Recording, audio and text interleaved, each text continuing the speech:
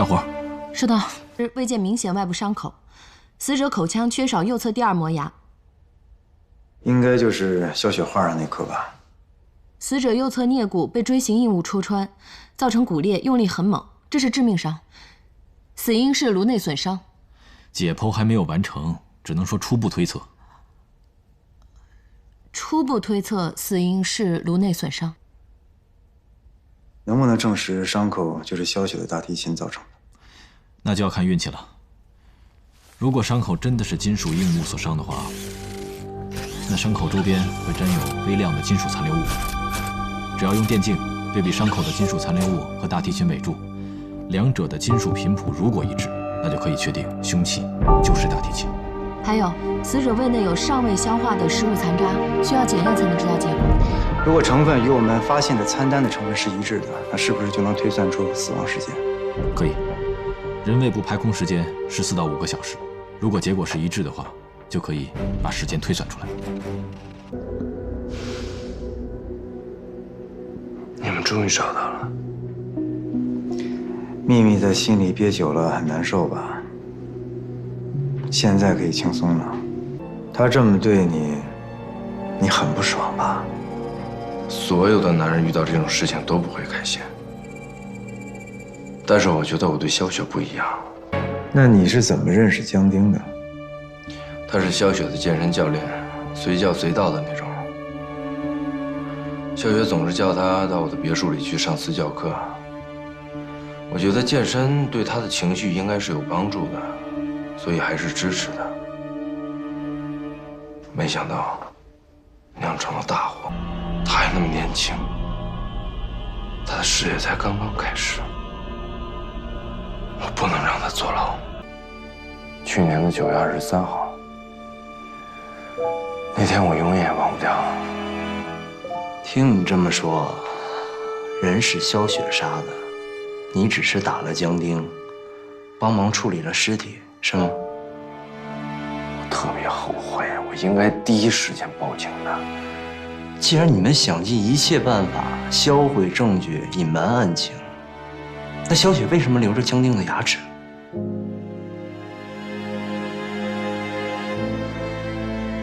我不知道，我不知道肖雪為什麼要留下江丁的牙齒，又為什麼送那樣一幅畫給我？江丁就是你殺的，你嫉妒肖雪對江丁好，你花了那麼多心思在肖雪身上。自己有錢又有地位，竟然還比不上一個年輕的健身教練。你的自尊心受到了極大的傷害，所以就把江丁給殺了。我說的對嗎？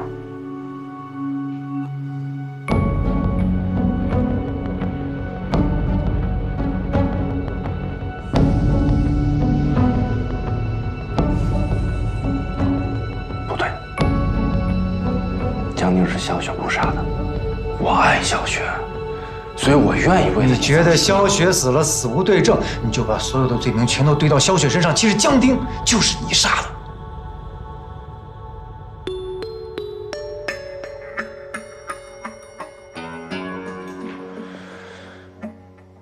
不是我殺的，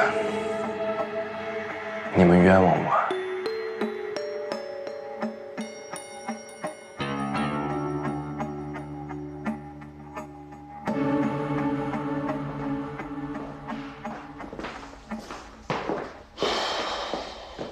真是會演戲啊！接着問，劉繼強先生，我猜你一定很愛肖雪吧？那當然。你愛她什麼？能具體說說嗎？她漂亮，有才華，她又是一個很神秘的人，你永遠不知道她在想什麼，尤其是在她拉大提琴的時候，特別有魅力。誇他，你真是一個很有品味的男人。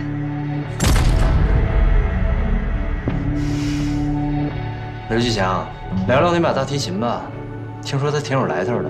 聊什麼大提琴呢？說了你也不懂。就是不懂，所以才問嘛。講講。我覺得特別冷，能把空調開點嗎？當然可以。那能再給我來一杯熱茶嗎？沒問題。既然你和小雪已經分手了，為什麼他到平海來演出，你還要給他打電話？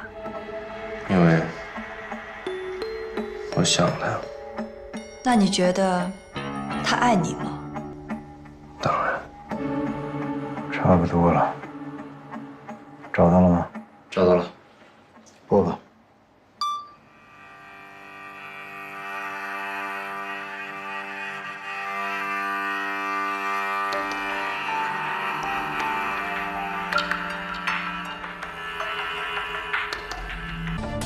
跟他说，小雪从來沒有愛過你，她愛的是江丁，你恨他，所以把江丁給殺了。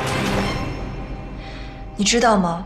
小雪她從來都沒有愛過你，她愛的是江丁，所以你恨她，所以你把江丁殺死。我說的對嗎？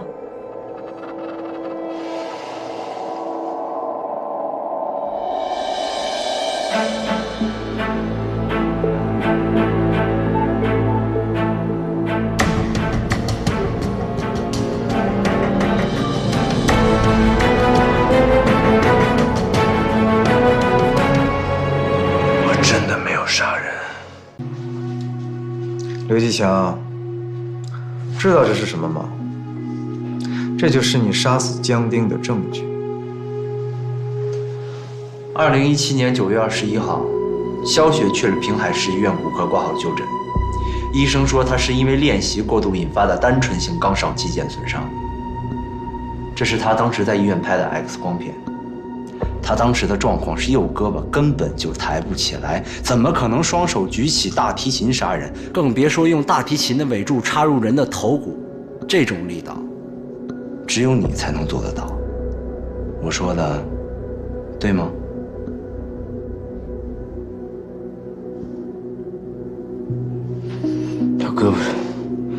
他胳膊受傷了，我不知道這個事兒。怎麼可能？我不知道。江丁就是你殺的。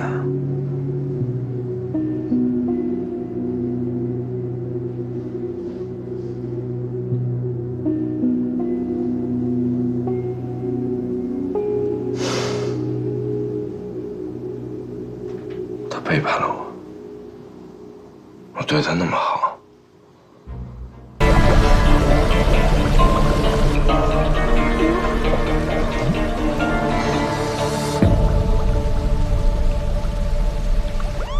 已經封鎖現場了，應該沒有其他人進去吧？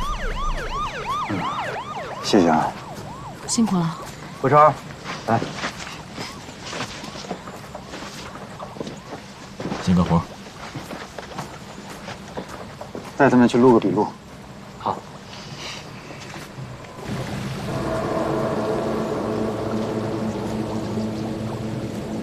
屍體是巡邏的保安發現的，一發現我們就報警了。大概幾點鐘啊？差不多凌晨3點左右吧。這個死者你認識嗎？認識，我們工程部的員工叫劉志勇，但是昨天不需要他值班啊，不知道他為什麼出現在酒店裡啊？取樣。這個溫泉是什麼情況？不像是給客人弄的。是，這個泉眼的溫度啊特別高，差不多有80度呢。我們是不對外開放的，只用在酒店客房的溫泉水源。這4周啊，我們還特意圍了柵欄，都是上鎖的，就怕有客人不小心掉下去。有攝像頭嗎？這兒太偏了，沒裝攝像頭，就是保安巡邏的時候路過看一眼。不過劉志勇他有這兒的鑰匙，我在想，是不是檢查設備的時候不小心掉下去了？死者男性，身穿軍綠色外套，棕色皮夾克。死者雙眼被嚴重戳傷，兩邊眼球破裂，體表沒有明顯的傷痕，全身可見大面積水泡形成，表皮解離，真皮暴露，組織充血腫脹，部分真皮壞死，其他地方未見明顯外傷。萌萌，帶他做個筆錄。好，謝謝。老戴，怎麼樣了？雨太大了，再加上这边都是草地、泥土，很难发现有用的脚印。先带回去，让他匹配吧。而且围栏没有被破坏过，门钥匙就插在锁眼里，很有可能是死者生前自己开的门。先拍下来，回去验下指纹。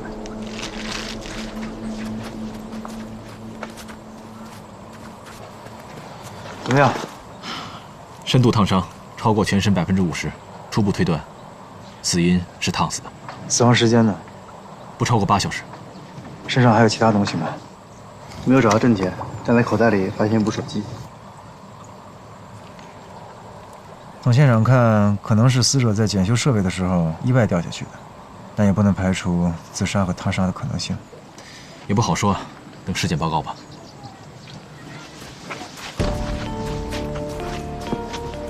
刘志勇平时都负责什么工作？他是我们这儿维修队的队长，平时在酒店负责后勤维修保养工作。他平时都有什么爱好？我这么跟您说吧，喝酒、跳舞、泡妞、打麻将，就没有他不会的。我们都叫他夜店小王子。勇哥啊，他平常很大方，隔三差五请我们喝酒。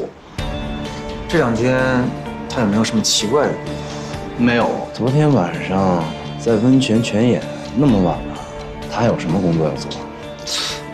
那个温泉确实是有问题，但是我觉得也不至于大半夜去修吧。而且他刘志勇也不是那种自己找活干的模范员工。前2天我们还约今天一起喝酒，说给他庆祝。庆祝什么？升官呗。勇哥上个月刚升队长，得意着呢。刘志勇平时为人怎么样啊？张扬，凡事爱出风头。当然了，人缘是不错，也靠这个混了个队长当。昨天他有没有什么不一样啊？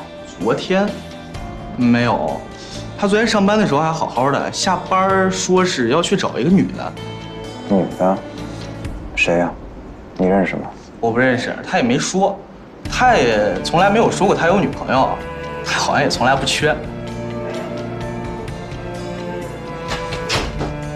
来，警察同志，这就是刘志勇的桌子，这是他的床，还有行李。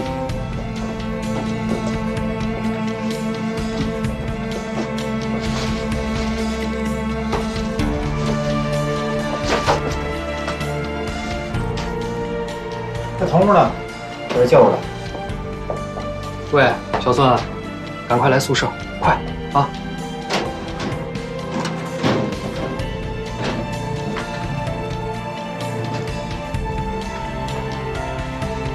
敲开。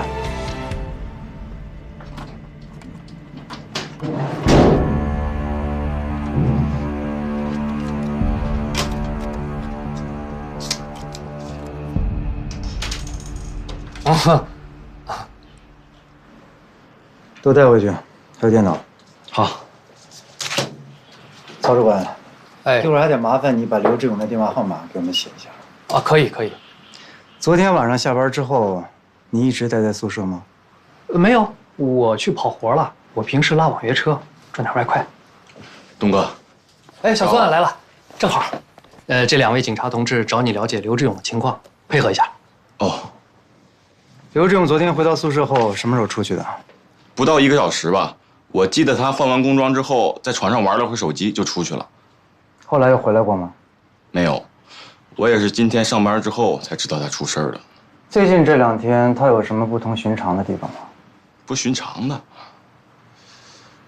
还真有。勇哥，你快递。等等，团长了，团长啊！去，会不会玩这个坑货？这什么东西？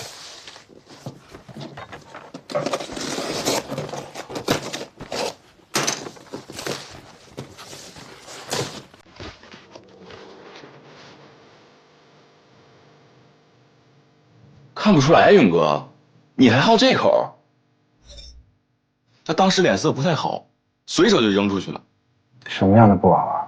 就是那种穿着古代衣服的，女的，具体没细看。扔哪儿了？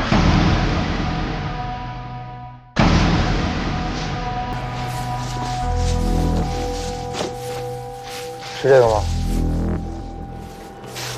哎，对对对。就是這個。這头跟腿是怎麼回事？收到的时候就是这样。这好像就是现见的赵灵儿。赵灵儿。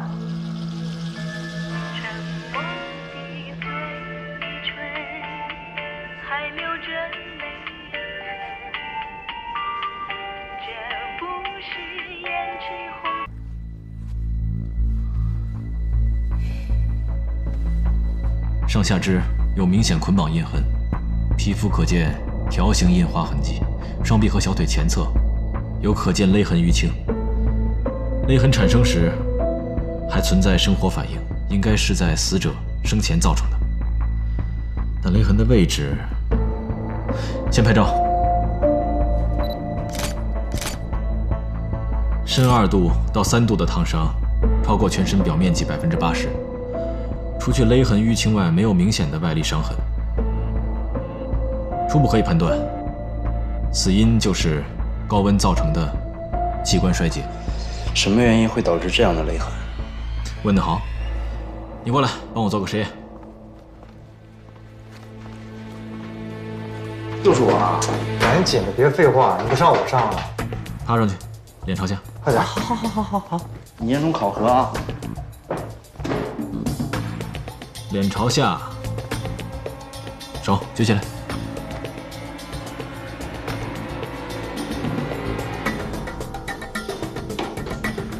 輕點啊，剛吃完飯。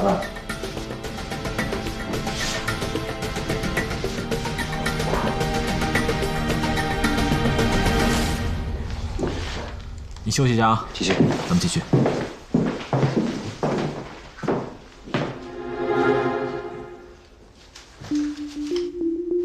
眼球破裂，伴隨眼球貫穿傷，眼底肌肉斷裂，應該是一些利刃或者尖銳的東西造成的。應該不會有人在自殺前先把自己的雙眼戳瞎吧？自殺的可能性不大。口腔黏膜、氣管和食管黏膜都有充血腫脹，部分形成假膜，應該就是吸入了高溫泉水導致的。看來是活着的時候掉進池子裡的。如果是這樣的話，胃裡會有大量的溺液，肺部體就會腫脹。我解剖之後，盡快把他的胃液送去給於江化驗，報告出來給你。好。啊，時間差不多了，看看。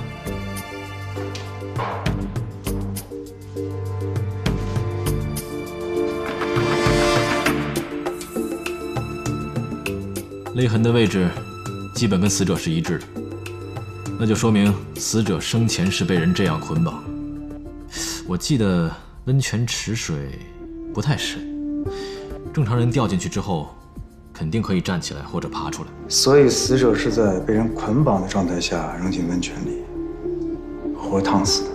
對，但是打撈屍體的時候並沒有看到什麼繩子。溫泉的水溫那麼高，死者下水之後肯定會掙扎，那很有可能就是掙扎的過程中繩子脫落了。有可能當時溫泉的水溫太高了，哥幾個只把屍體打撈上來了。找人把水抽乾，把繩子給我找回來。好嘞。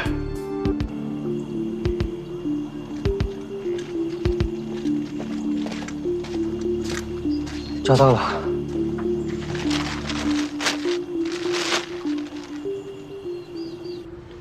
萌萌，先大致介紹一下情況。好。死者劉志勇，男，28歲，無犯罪記錄。4月2日凌晨3點被酒店保安在溫泉池中發現，發現時已經死亡，可以確定是第一案發現場。現場呢，打撈出一隻手機，已經進水作廢。這是在溫泉池中撈出的一根繩子。根據現場的情況跟屍檢報告推斷，可以排除死者意外落水和自殺的嫌疑，可以判定是一起謀殺案。現場的嘔吐物和死者胃內容物化驗結果已經出來了，除了酒精之外，還有安眠藥的成分。這麼說，兇手是先下了藥，使死者失去了抵抗能力，再將其捆綁，扔進溫泉中燙死。燙死？那案發的時候，有沒有人聽到死者的叫聲？沒有。溫泉的位置非常偏僻，距離生活區比較遠，也沒有什麼人經過。就算他真的發出聲音，也很難被人聽到。還有，萌萌，麻煩你。死者双眼被利刃刺伤，眼球贯穿，眼底肌肉撕裂，应该是在扔进温泉之前被刺下的。凶手这么做，一定有特殊的原因。这样的举动可能是凶手一种心理暗示，很有可能是跟杀人动机有关。通常情况下，人质在看到了绑架者的相貌，双眼会被刺瞎。但就这个案子来看，完全没有绑架的迹象，只是纯粹的谋杀。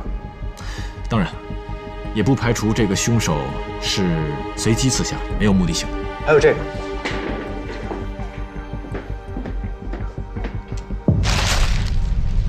这是刘志勇在临死前2天收到的。这玩偶上除了刘志勇的指纹外，没有其他痕迹。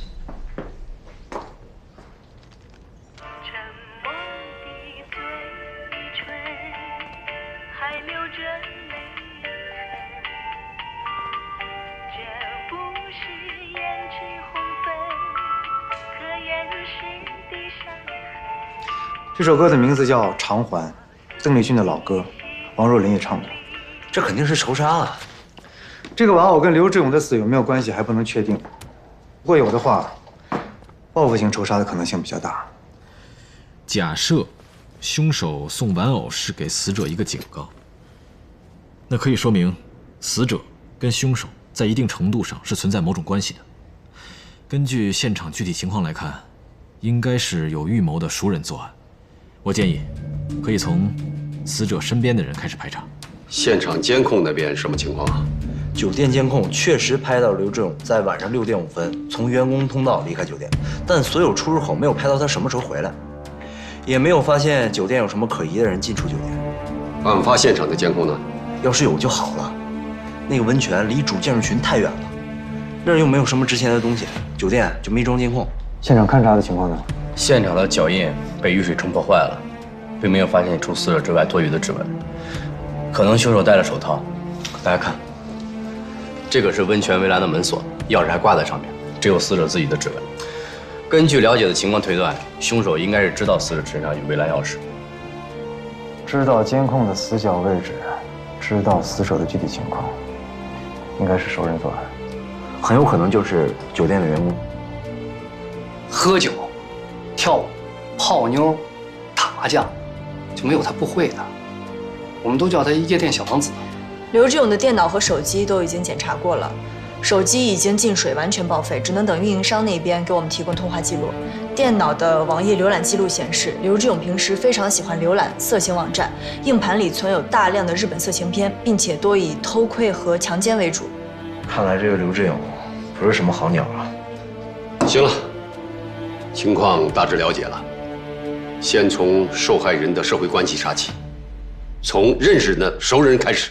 不對，這個號碼是劉志勇死亡前接到的最後一個電話，最後一次通話時間是在4月1號晚上5點35分。警察同志，搜查證，哪個是你櫃子？那個。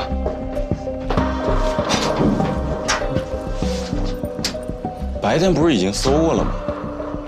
白天搜的是劉志勇，現在搜的是你。我的？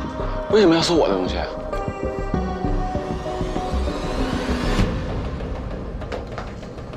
這是你的嗎？你現在還敢說這是你的嗎？不是，是劉志勇他讓我替他保管。劉志勇已經死了，這麼重要的線索為什麼不早交出來？我忘了。你不是忘了。你是想再敲你們主管一筆吧？我沒有，真沒有。妨礙警察辦案，知道是什麼後果嗎？如果不是我們先發現，你很有可能就成為下一個劉志勇。傳喚曹東。警察同志。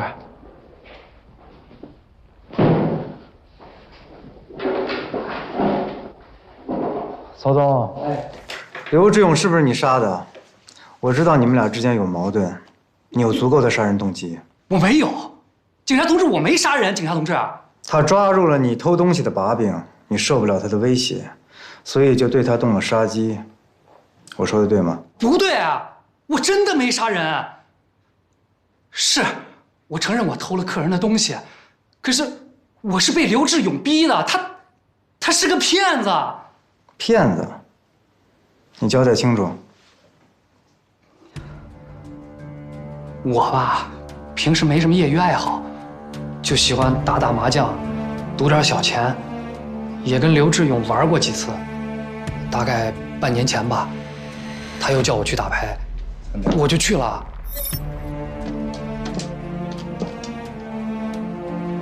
3點，碰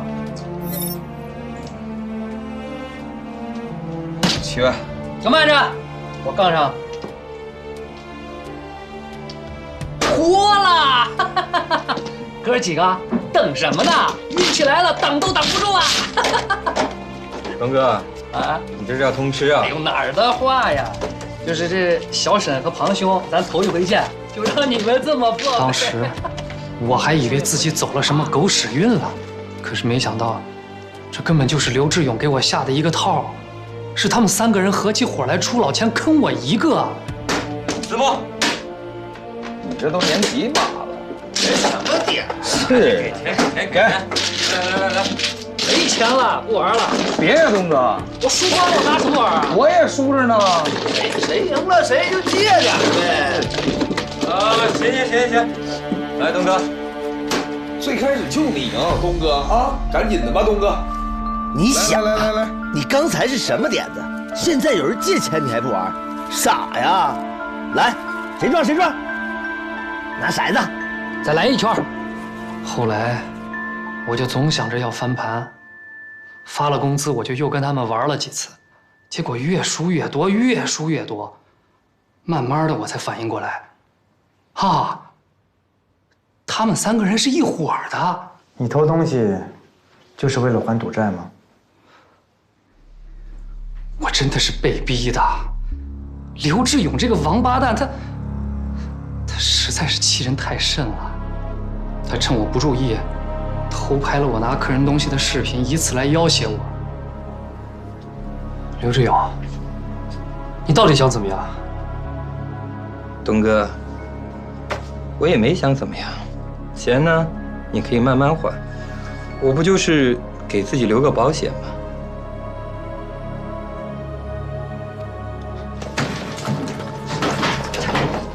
曹東，我跟你說，別給臉不要臉。這個東西我有備份，你搶了也沒用。有本事呢，你就去報警，咱倆進去了，看誰比較慘。後來，他就用這事兒威脅我，給他升了隊長。我是挺恨他的，可是我不能殺他呀！我這事兒連想都不敢想，我沒有這膽子。而且那天晚上我開車出去拉活了，這事兒你們知道啊。你剛才說的那個小沈和龐成跟劉志勇關係熟嗎？我不知道，但是看他們的樣子，認識時間應該不短了。你有他們兩個聯繫方式嗎？沒有，牌桌上認識的人一般沒什麼交情的。羅隊，你說咱忙活半天，就抓了一個監守自盜的家伙。他不是兇手，讓萌萌查一下他手機裡的行程記錄，如果沒什麼問題，讓派出所的人把他帶走吧。好。他說的那個小沈和龐成，着重查一下，他們和劉志勇走得近，應該會有線索。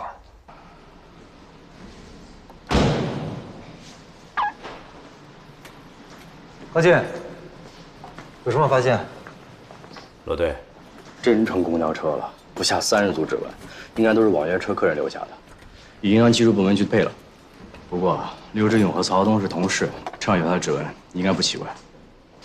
還有其他發現嗎？車上沒有發現血跡和打鬥的痕跡，車尾燈也是好的，不像是剛修過，應該不是當晚在夜店門口借走劉志勇那輛。知道了，指紋還是要對一下，以防萬一。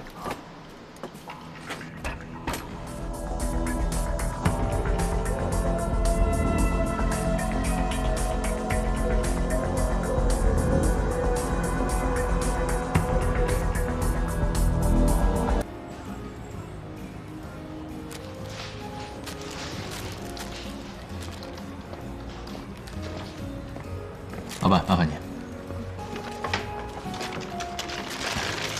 你是什么狗啊？拉布拉多。大狗啊，那吃的很快的。现在这种大包装的在做活动，最划算了。小包的你没2天就吃完了，又得来。没事儿，我不介意常来。来，手机付。谢谢。拜拜。谢谢。你这喝水的就别举杯啦。喝车不开酒。各位，打扰一下，我是本店的厨师长洪峰，几位是本周的第100桌客人，我特意献上一份本店的招牌菜麒麟小酥肉，免费让大家品尝。谢谢谢谢谢谢。等会儿，我先拍个照。那我也拍。拍什么照？趁热吃口感会更好。好，好，好，吃。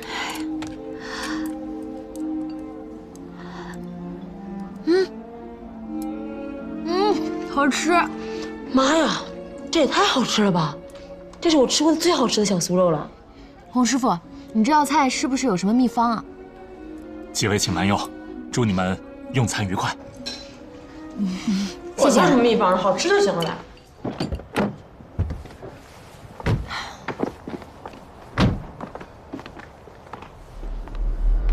怎么了？没什么。走吧，送你上去。不用了，我自己回去就行。大晚上的让人急了色怎么办？走。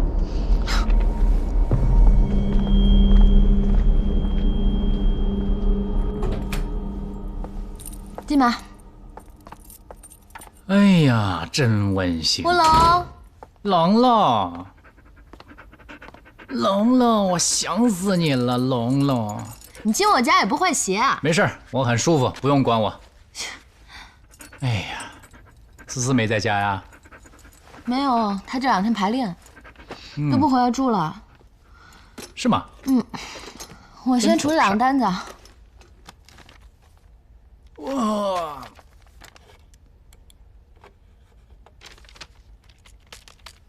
哎呀，我说啊，这一天累死累活的，能挣几个钱？仓也是肉啊，挣点零花钱呗。你去帮我在门口拿个箱子呗。你是不是故意的？脚下不是箱子。这箱子都打包好了，快点儿。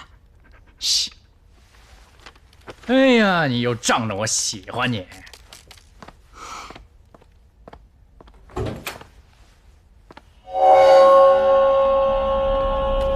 大的小呀？最小的就行。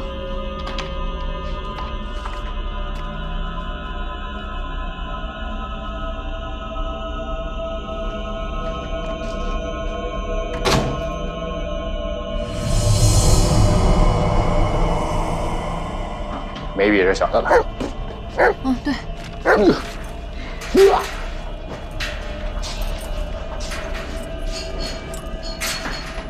谁啊？谁啊？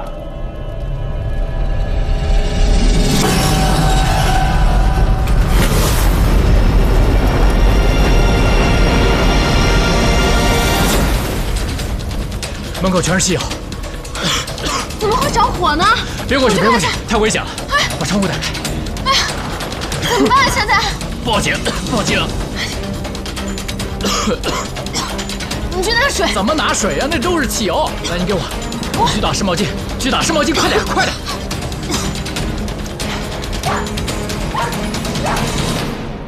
喂，119吗？我们小区着火了，地址是解放路锦华南里，现在2楼全是烟，你们快点过来。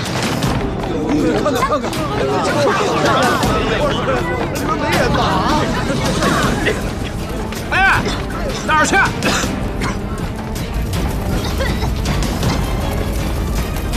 顾叔，顾叔！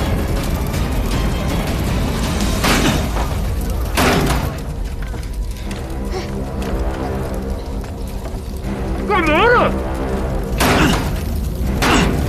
走！不行，走啊！我的话。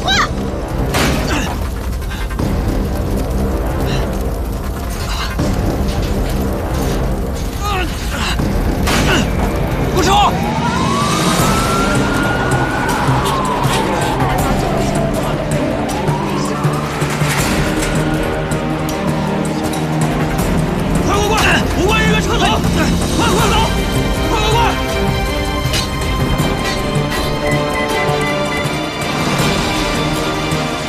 南门进，從南門進，快快快，往那走，往那走。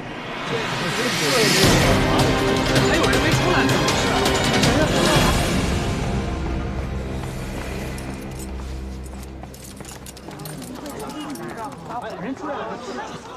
顾叔，没事吧？陆老师，没事吧？我帮你拿。陆老师，你怎么在这儿？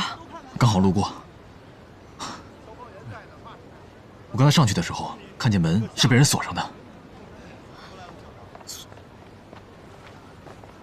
来，披一下。老陆，哎，什么情况？他们在屋里的时候，听到外面有人，我上去看到，门是被人用锁链给锁上的。蓄意纵火呀！我们过去看看。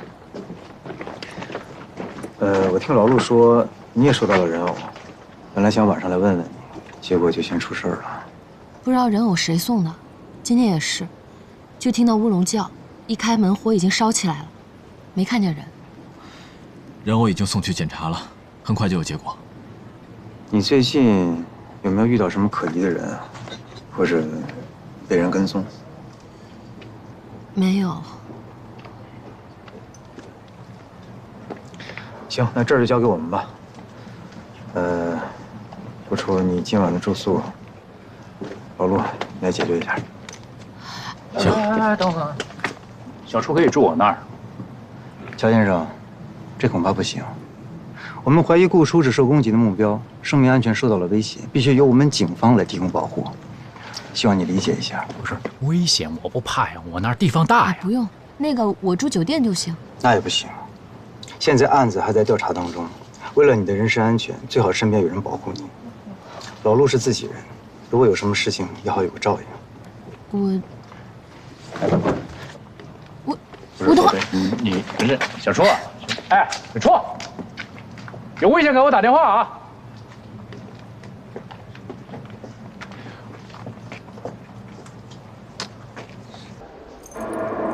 鐵鏈上有鎖頭，鑰匙孔裡被東西堵住了，應該是來要人命的。只能估計夠嗆了，地面全是水，腳印也留不住了。如果使用汽油縱火，肯定會留下裝汽油的容器。這裡是2樓，兇手應該不會坐電梯上來，應該是走樓梯上來的。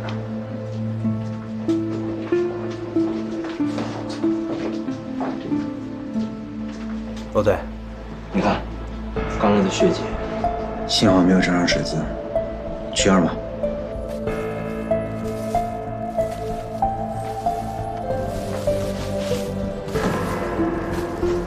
一個容器都沒有，繼續找。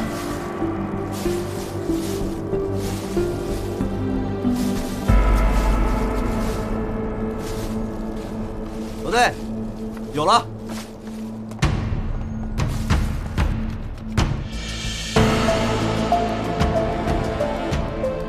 還有這個，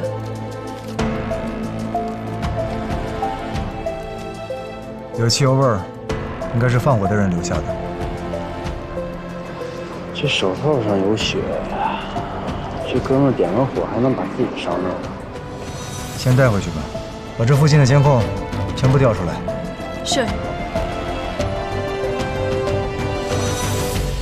喂，老陸，我找到點東西，明天給你送過去。好。基本可以確認是有人縱火。我覺得很有可能跟溫泉酒店的案子有關，可以考慮併案調查。有可能，明天見面再聊。好的。對了，思思，你最近回家住嗎？怎麼啦，姐？我正想跟你說呢，我這一周有排練，所以回不去了。沒什麼，我就跟你說一聲，家裡門壞了，這2天要修，你就別回家了。那個，我這2天也不在家住，你有事給我打電話。好的，姐。但是你住哪呀？你別八卦了，早點睡。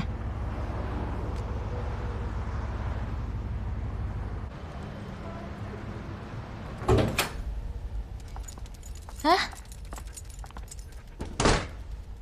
還真不認生。哎，對了，你睡我房間吧。不行，那怎麼好意思？我睡客廳就行。就這麼定了，不然我一個人去酒店了。好吧。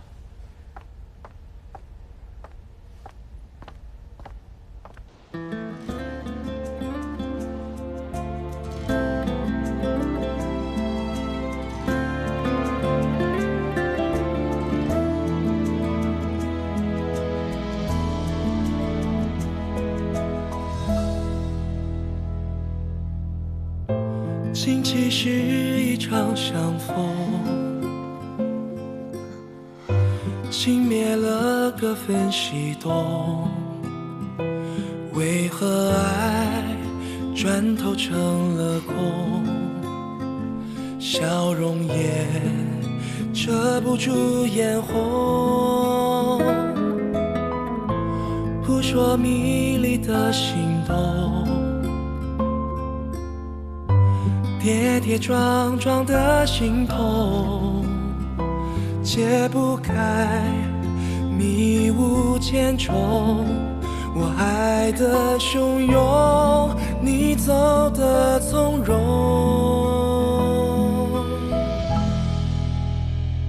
你留下的家鄉，不得天落地亡。你的秘密將什麼拼命隱藏？如果沒愛過你的光芒，誰會在夜裡一直等天亮？天亮。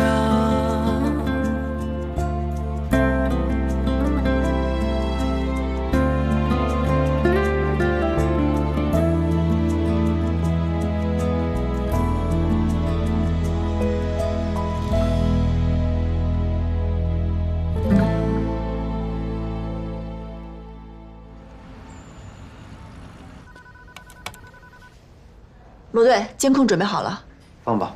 嗯。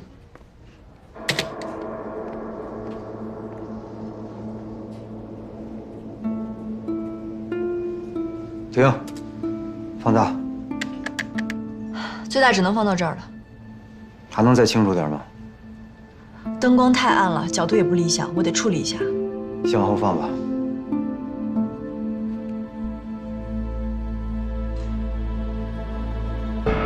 罗队，就這水平。還有白手套。離開時間也吻合。有意思。假設去顧初家放火的，跟把劉志勇扔到溫泉的是同一個人，那根據監控和現場的情況來看，是一個年紀在25歲到40歲之間、身體強壯的男人。但劉志勇最後見到的，和從顧初收到的人偶盒子裡的頭髮檢測出來的，卻是一個年紀不大的女人。喲，這是一對 CP 啊，同一夥的。對，很有可能。水瓶和手套送到法醫那邊了嗎？都送過去了，還有顧初家外面的一滴血，很有可能是同一個人。指紋怎麼樣？戴着手套呢，平衡上指紋找不到。好，我去向陳局申請併案。哎，等等，羅隊。你看，劉志勇遇害當天夜裡開的就是這輛車，湖裡支隊昨天夜裡發現的。這一場大火，什麼證據都沒有。我們現在只剩下2個真頭髮的玩偶和一滴血，什麼都沒有。不對，還有，劉志勇的眼睛為什麼被刺瞎？查他的社會關係，把他的底兒給我調出來。麻煩你現在處理。喂，你好。哦，沒有消息。哦，那龐城。好，謝謝。那如果有什麼情況，請盡快聯繫我們。喂，你好。請問您認識沈強嗎？您認識龐城嗎？喂，請問您認識小沈嗎？對。什麼？您認識小沈？您把位置告訴我一下，我記一下。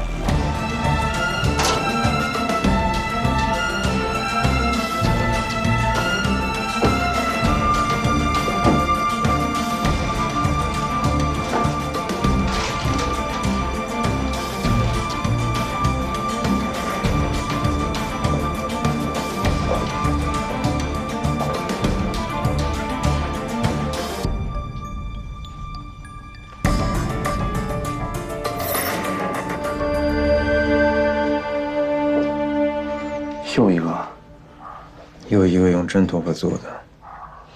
你去找找有没有快递盒子。哎，那个快递盒都在外面呢。这里有你的快递箱吗？啊，没有，我都拆开就扔了。来，坐吧。啊。别紧张啊。嗯，好。你和沈强一直合租是吧？啊，对。你跟他认识多久了？也没多久，我刚搬进来半年。沈强是个什么样的人啊？能跟我说说吗？我也不太了解，我跟他平常没什么联系，因为我经常要出差，基本上1个月也就回来7、8天这样。这不是要交房租了吗？我才打电话联系他的。你为什么会有刘志勇的电話呀？就是上次他喝大了，刘志勇送他回来，我就是那次留的刘志勇的号碼的。我知道他們倆關係都還不錯。這一次打沈強電話一直沒人接，所以我才打電話給劉志勇的。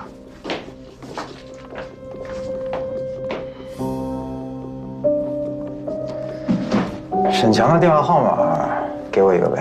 啊，我看看啊。這個。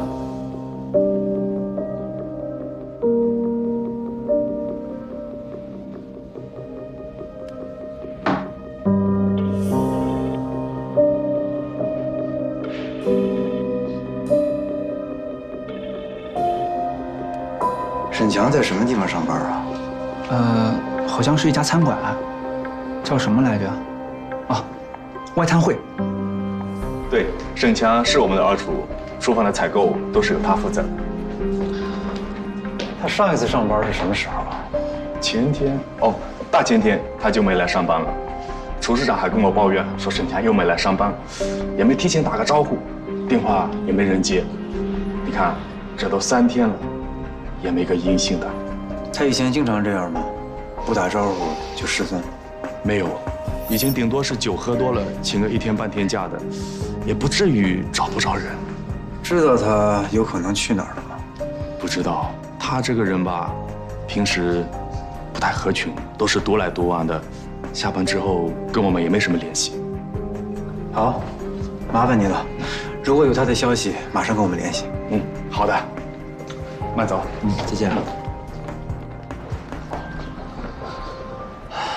羅隊，失蹤3天，會不會和劉志勇一樣，被人弄死，然後扔那兒了？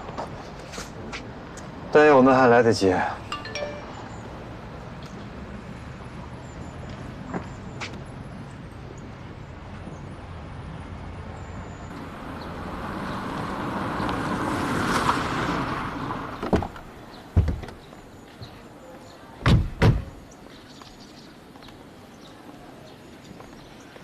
你好，我们是刑警大队的。你们负責人在嗎？我們找他了解點情況。我們經理出去了，有什麼事兒嗎？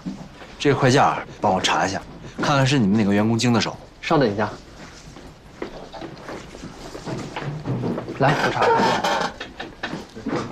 來，這裡簽字啊。對，這個地方。這個單子是3月29號，汪國華。小王，哎，小王，你過來一下。哎，來。你看一下這單子是你寄的吧？是我，怎麼了？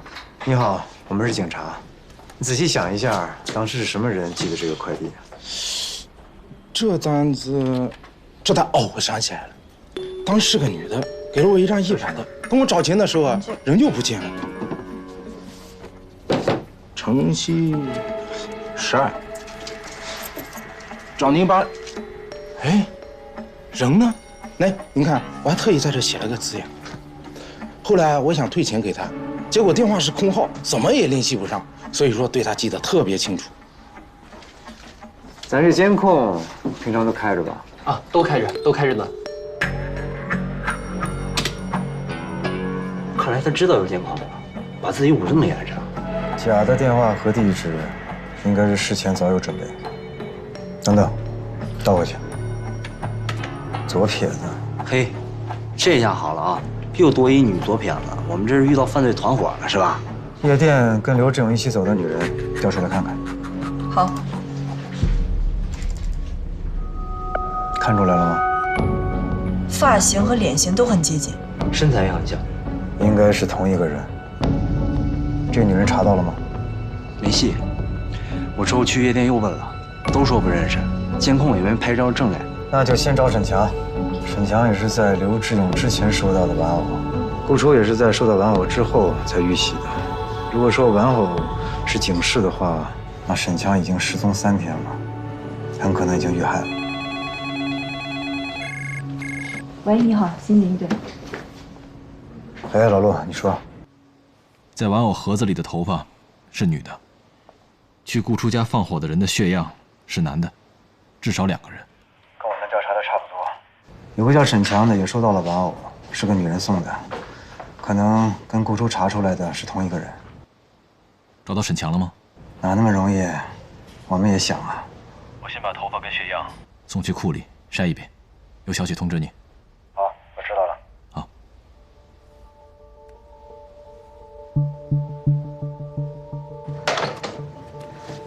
罗队，怎么了？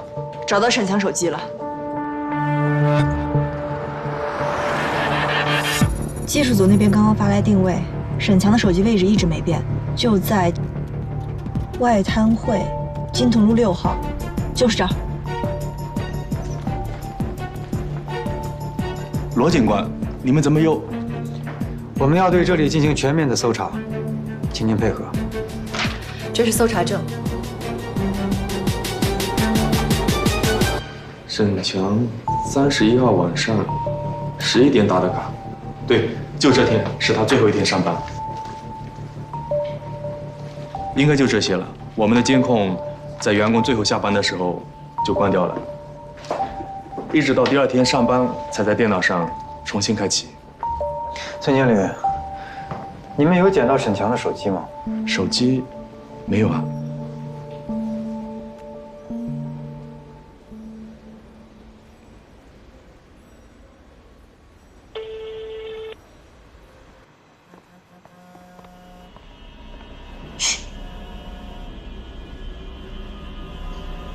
什么声音？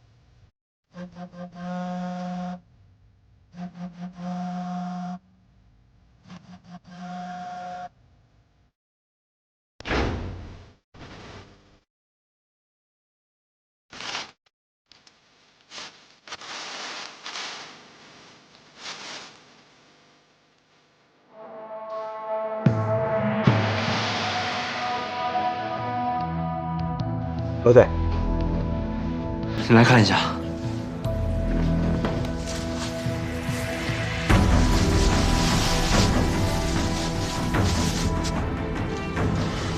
罗队，还有这个手机，藏在冰柜底下了，关了铃声。我们听到震动才发现的。他让手机开着，就是想让我们找到。萌萌，交给你了。好。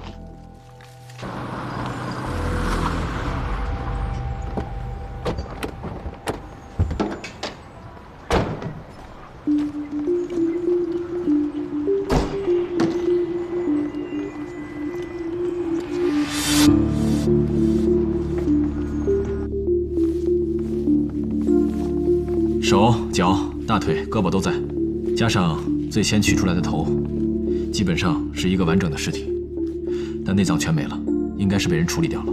他和刘志勇都受到了人偶，很有可能是同一个凶手，计划周密，手法残忍。尸体都冻透了，死亡时间超过24个小时，头部受过重击，但不知道是不是死因。尸体的切面很平整，斩下去的角度很大很深。不像一般的菜刀，有可能是一把很重的刀。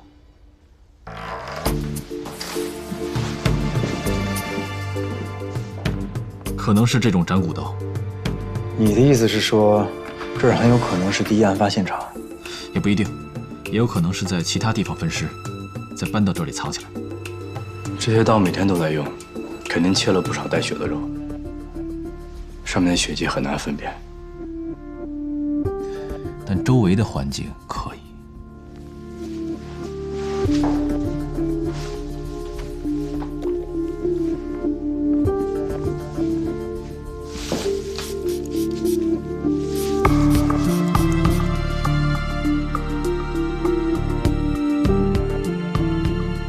这都是人血吗？厨房每天都切肉，会不会有别的可能？除非他们杀的是一整只牛，而且用电锯在这台面上活给处理了。好了，这就交给你了。厨师长人呢？外面呢？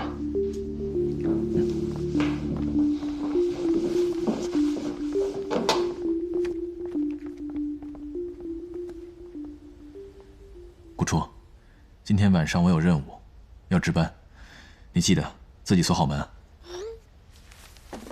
洪师傅是吧？是的，我是这儿的厨师长。你知道冰柜里放了什么吗？我知道啊。哦，你说的那个呀？那个我不知道。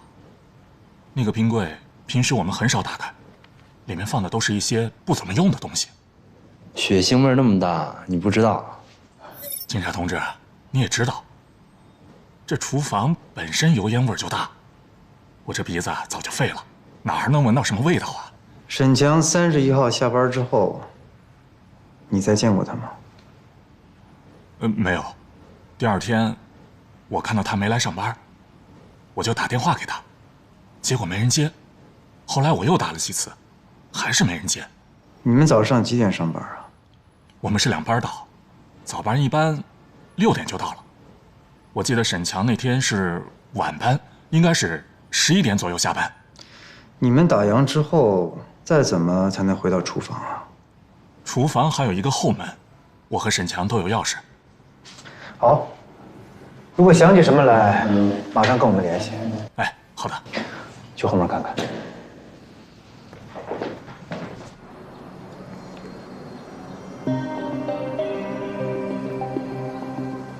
沒有路燈，沒有監控，完美的犯罪現場。從監控來看，沈強就是從這兒出來的。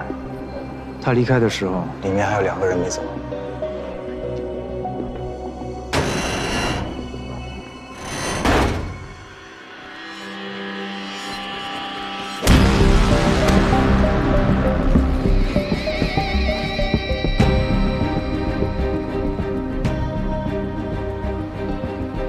兇手應該就是藏在這兒，等沈強出來，控制住沈強，等其他人走了，再把他弄進去。那2個人走了之後，沈強又被帶進去，進行分屍了。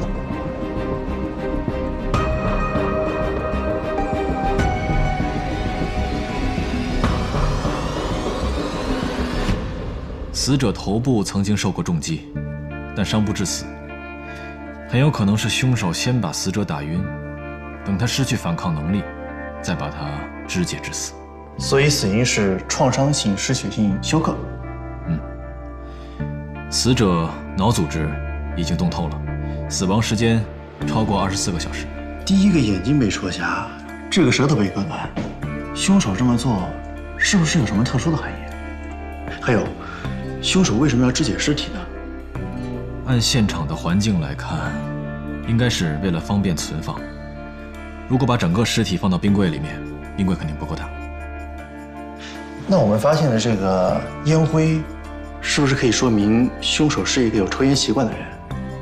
這不是普通的香煙，這個煙葉燒過之後，既光滑又平整，應該是一些質量很好的進口雪茄。那照您這麼一說，兇手是一邊悠閒地抽着雪茄，一邊處理屍體，這也太冷血了吧？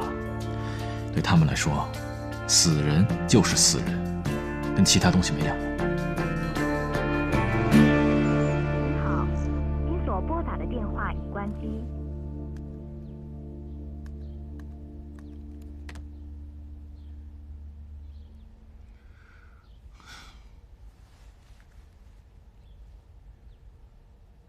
您好，您所拨打的电话已关机。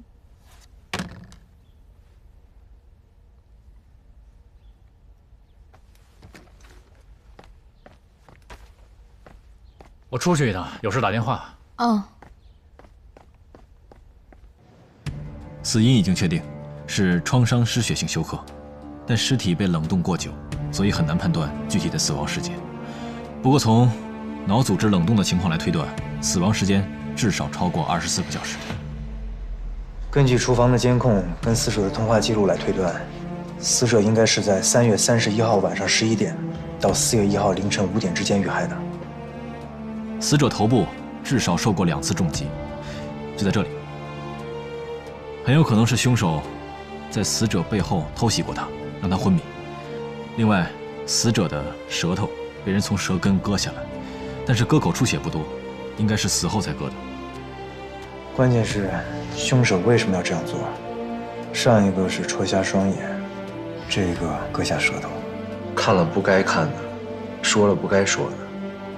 我認為這兩個具有儀式感的行為一定跟兇手的殺人動機有關，還有那個玩偶，這其中一定意味着什麼。